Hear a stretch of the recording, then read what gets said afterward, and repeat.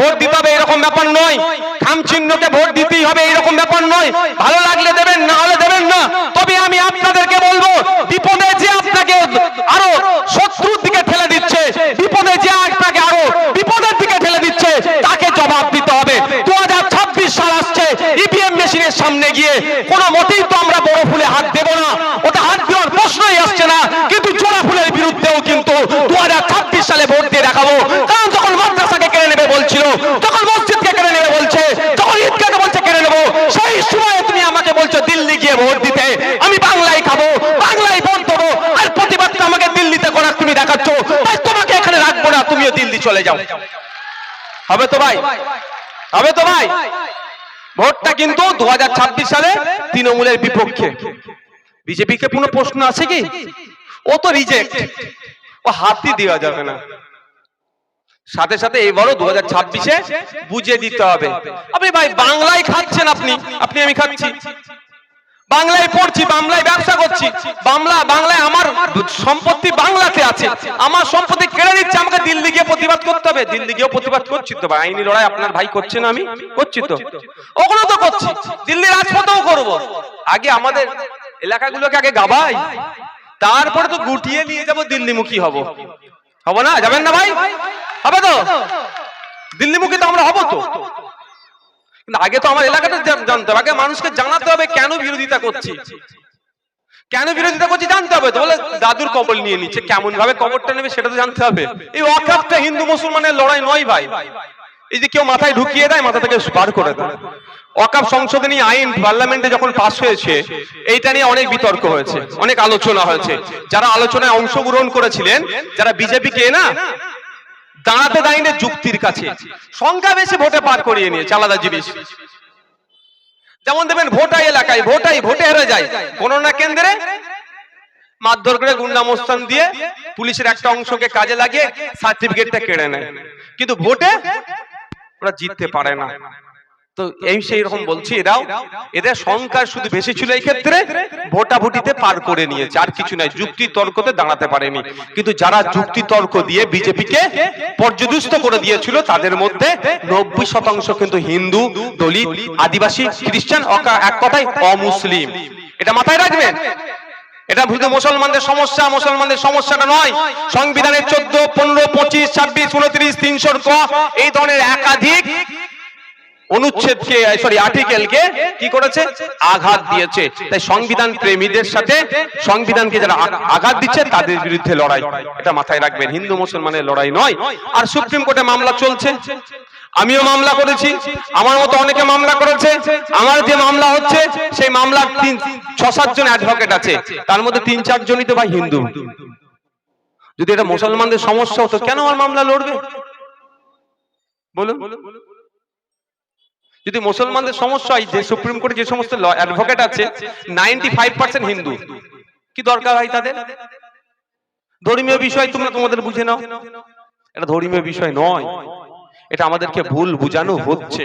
আচ্ছা আপনারা বলুন, একটা এই প্রসঙ্গ ক্রমেই বলছি, আচ্ছা ওয়াকফ আন্দোলন হচ্ছে, তাকবীর দিতেই হবে সেখানে? কেন তাকবীর দিতে হবে কেন? আমি যদি বলি, জিজ্ঞাসা করি, এটা বললে আমাকে অনেকে কাফের ফতোয়া দিয়ে দিতে পারে। ভাই আপনি বলুন তো, বুকে হাত দিয়ে নামাজ যতক্ষণ পড়েন, তার বাইরে একটা তাকবীর দেন আপনারা? আর ধর্মীয় একটা জলসা ছাড়া দেন? 5 ওয়াক্ত নামাজ পড়ছেন, সেখানে যা তাকবীর, নামাজে যে তাকবীর দিই, তার বাইরে একটা তাকবীর দিই আমরা? মসজিদে যাই আসি, একটাও তাকবীর দিই, তাহলে ওয়াকফই দিতে হবে কেন? তাকবীর দিতে হচ্ছে কেন? হয় আপনাদের অবর্তমানে শুভেন্দু অধিকারীর গ্রুপের লোক আপনার ভেতরে ঢুকে আছে, আমি বলে দিচ্ছি আপনাদেরকে। সে একবার লাগিয়ে দিচ্ছে, এবার বাকি অন্যজন দিচ্ছে। যখনই তাকবীর আপনি দেবেন, কেন বিশ্বজিৎ আমার পাশে থাকবে ভাই? থাকবে কি? তাহলে বিশ্বজিৎ বলবে এটা মুসলমানদের ধর্মীয় বিষয়, ভাই ওরা একটু বুঝে নিক, তাই তো? তাহলে এমনি ভাগ করে দিচ্ছে, এটা মাথায় আনতে হবে আপনাদের। ধর্মীয়, আজকে মুসলমানদের ধর্মীয় সম্পত্তিতে আঘাত দিয়েছে, ঠিক কথা, কিন্তু মুসলমানদের ধর্মীয় সম্পত্তিতে আঘাত দিয়েছে কি মুসলমানদের প্রতিবাদ করবে শুধু? কেন আমার হিন্দু ভাইরা প্রতিবাদ করবে না? করছে না। তার প্রমাণ তো আমি সুপ্রিম কোর্টের কথা বলছি, তার প্রমাণ তো রাজ্যসভায় লোকসভার কথা বলছি। কপিল সিব্বালজির বক্তব্য আপনার রাজ্যসভায় পাঠিয়ে দিয়েছে, ও গৌরব গগৈ স্যারের বক্তব্য আপনার এতে লোকসভাতে আরো যারা আছেন আপনার আম আদমি পার্টির যিনি এমপি ছিলেন, বা পাঞ্জাব থেকে যিনি এসেছেন, আপনার তামিলনাড়ু থেকে যিনি এসেছেন, ঝাড়খণ্ড থেকে যারা গিয়েছেন, বক্তব্য তাদের তা কি মুসলমান নাকি? মুসলমান তো গুটি কয়েক ছিল। তাহলে এটাকে তাহলে তারা যদি তার সামনে যদি চোখ বিড়ি আপনি দেন, তারা বলবে আমার হয়ে আর কথা, আপনার হয়ে আর কথা বলবে? এইটা কিন্তু একটা ভুল বুঝানো হচ্ছে, না মাথায় থাকবে জানো। এটা ধর্মনিরপেক্ষ চরিত্র রেখে শান্তিপূর্ণভাবে আন্দোলন চালিয়ে যেতে হবে।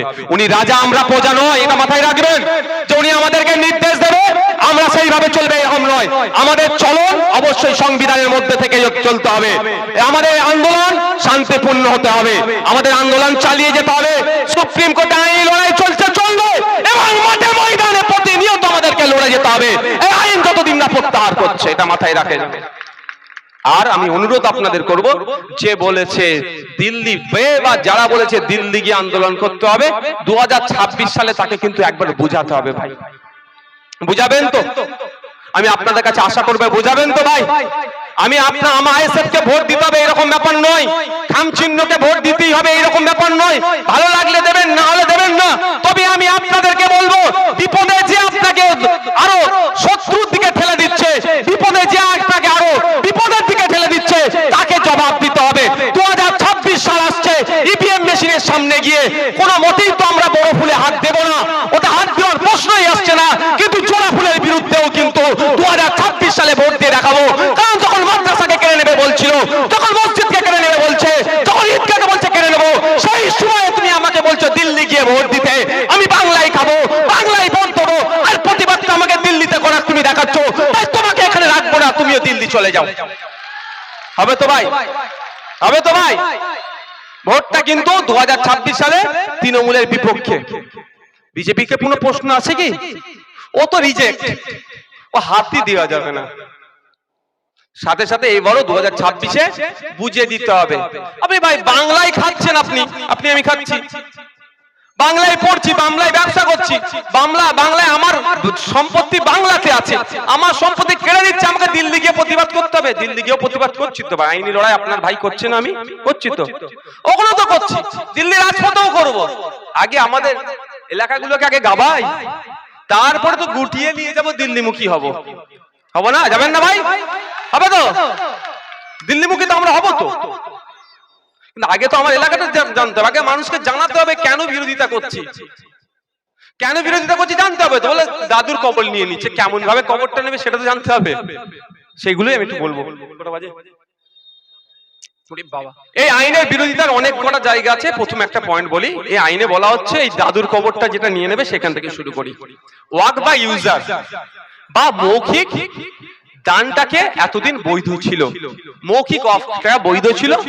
মোদিজি নতুন যে আইন করেছে সে আইনে অবৈধ ঘোষণা করেছে। এবার অবৈধ ঘোষণা করেছে এটা বলছে না 2025 সাল থেকে কেউ যদি মৌখিক দান করে সেটা অবৈধ, এটা বলছে না। এতদিন ধরে যে মৌখিক দানগুলো হয়ে আসছে সবটাই বলছে অবৈধ। মানে আপনার এলাকার কবরস্থান কোথায়, কত বছর? 16 আনার কবরস্থানটা কত দিনের বলুন তাড়াতাড়ি? কত? 100 বছর। ভাগ কাগজ আছে কি বলতে পারবো না, আপনারাই জানেন। তবে কিভাবে হয়েছে আমি সেটা বলে দিচ্ছি। হ্যাঁ, কিভাবে হয়েছে সেটাও বলে দিচ্ছি। কিভাবে হয়েছে?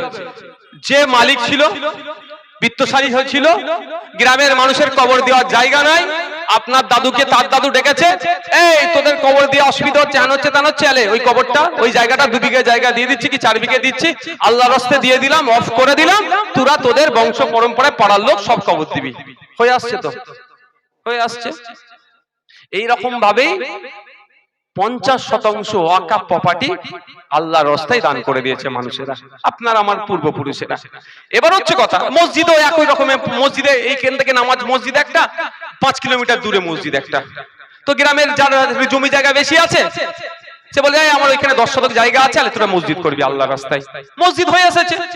এটাই তো নাকি ভাই? এটা মোদিজির একটা সার্ভে করে দেখেছে, ভারতবর্ষের 8.5 লক্ষ একর ওয়াকাফ প্রপার্টি আছে।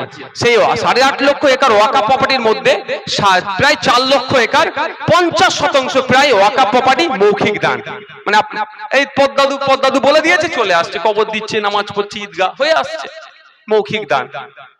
আপনার আমার দাদুদের সাদা মনে কাটা ছিল নি, হুকুম দিয়েছে চলো কবর দিই, হুকুম দিয়েছে নামাজ শুরু করে দিই, আবার কাগজ করতে হবে, হ্যান করতে হবে, ত্যান করতে হবে, সেটা করে নি।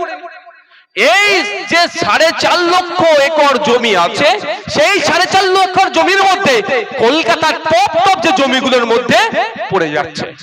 দিল্লির ভালো ভালো জমি, আহমেদাবাদে, সারা ভারতবর্ষে যত শহর আছে, দেরাদুন থেকে শুরু করে, কাশ্মীর থেকে শুরু করে, কন্যাকুমারী, যেখানেই যাবেন না কেন, ভালো ভালো শহরের যে প্রাইম প্রপার্টি গুলোর মধ্যে 2-1টা ওয়াকফ সম্পত্তি আছে। সব 200 বছর 400 বছর পুরাতন, দাদুদের দিয়ে দেওয়া। এইগুলো মোদির বন্ধুদের নজরে পড়েছে। তো মোদির বন্ধু নজরে পড়েছে, স্বাভাবিক যদি এই আমার একটা সম্পত্তি নজরে পড়ে, আমি এখানে যদি আমার নেওয়ার ইচ্ছে যায়, তো আমি প্রথমে আমার সব থেকে ভালোবাসার মানুষকে তাকে খুঁজবো, বলবো একটু দেখ না ওটা বিক্রি করে নাকি, দেখ কিছু তাকে বলবো। তো শিল্পপতিগুলো মোদিজিকে হয়তো বলেছে যে আমাদের ওই জায়গাগুলো লাগবে, তো এমনি তো আর কেড়ে দিয়ে দিতে পারে না, দাঁড়া একটু ধৈর্য ধর, দেবো কি আইন এমন তৈরি করে দেবো, ও অটোমেটিক্যালি দেশের হয়ে যাবে, আর মানে আমরা নিয়ে নেবো, আমরা নিয়ে তোদেরকে দিয়ে দেবো। তো মোদির বন্ধুদের নজর পড়েছে কলকাতা, দিল্লি, আহমেদাবাদ, গুজরাট, মিরাট, সেকেন্দ্রাবাদ, এলাহাবাদ, বিভিন্ন জায়গার প্রাইম প্রপার্টি গুলো যেগুলো ওয়াকফ আছে সেগুলো নজরে পড়েছে। কালকে যদি ওদের নজরে পড়ে দেবত্ব সম্পত্তি, সেইগুলো দেখবেন নেবে। তবে দেবত্ব সম্পত্তিটা এক্ষুনি নেবে না, এখন তৃণমূল নিচ্ছে, ওরা ছাড়ছে না। ওয়াকফ সম্পত্তি বেঁচে কিনে খেয়ে ফেলছে, দেবত্ব সম্পত্তি ওরা লাস্টের দিকে নেবে। এখন কি নেবে? শিখেদের জায়গা, খ্রিস্টানদের জায়গা, বুদ্ধিস্টদের জায়গা, পার্সিদের জায়গা নজরে পড়লে নিয়ে নেবে আইন চেঞ্জ করে।